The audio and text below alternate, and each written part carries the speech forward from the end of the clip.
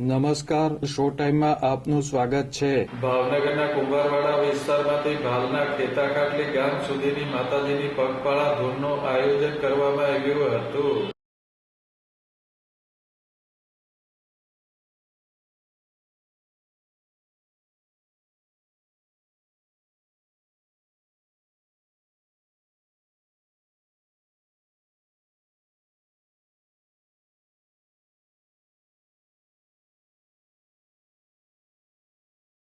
કુંભારવાડાના Madhiya road શેરી number 15 ખાતેથી નીકળેલી માતાજીની ધૂનમાં ડીજે મ્યુઝિકના સથવારે ભાવિકો મોટી સંખ્યામાં જોડાયા હતા.